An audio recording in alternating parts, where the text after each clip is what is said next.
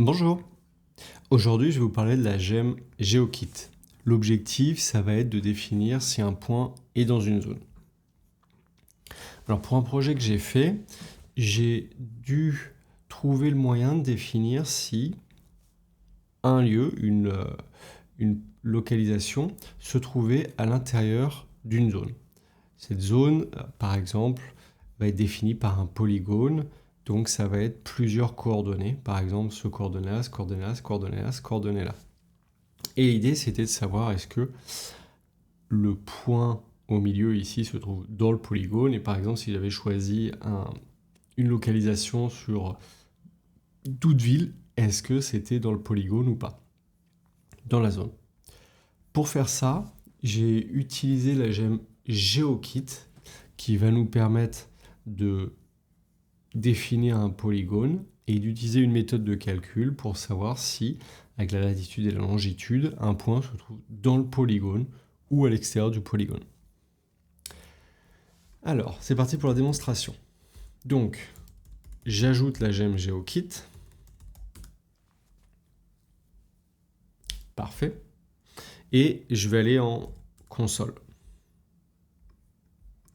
Peut-être grossir ça à peine. Là, ça va être gros.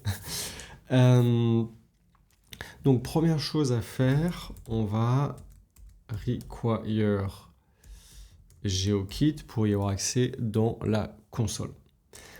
En amont, je suis allé récupérer donc les points qui correspondent aux angles de mon polygone.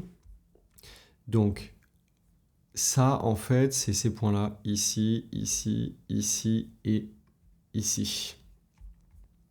Et j'ai aussi récupéré la latitude et la longitude du point qui se trouve au milieu. Alors attention sur Google Maps.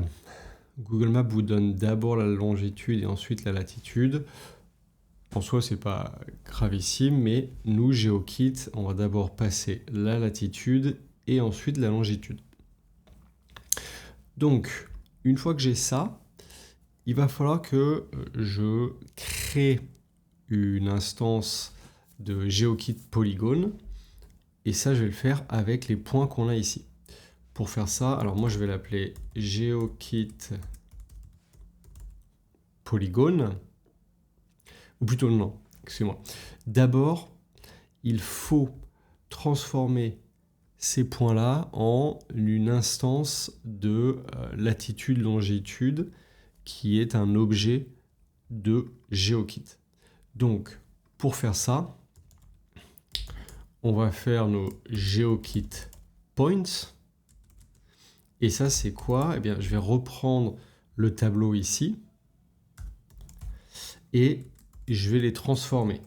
Donc, pour chaque point, je vais utiliser GeoKit et je vais utiliser la fonction latitude-longitude, .new, et je vais créer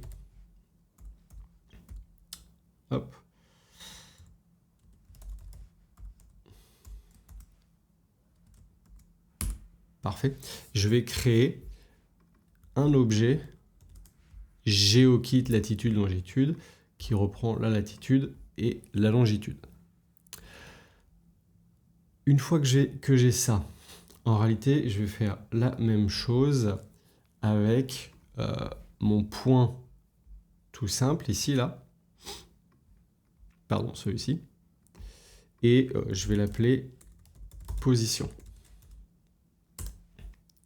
Donc, j'ai désormais toutes mes localisations qui sont géocodées, enfin on va dire qui sont transformées en instance GeoKit latitude, longitude. Et avec ça, je vais pouvoir travailler. Pour savoir si mon point ici se trouve à l'intérieur du polygone défini par cette zone, il faut que je crée un objet polygone de GeoKit. Et ça, c'est faisable avec la classe polygone de GeoKit. Donc, à cette classe polygone, Je vais lui passer mes points GeoKit, GeoKit Points. Et ça me donne un objet polygone. Et polygone, il vient avec une méthode contains, point d'interrogation. Et si je lui passe un objet de type GeoKit latitude longitude, il va pouvoir définir si ce point se trouve à l'intérieur de mon polygone. Dans notre cas, c'est true.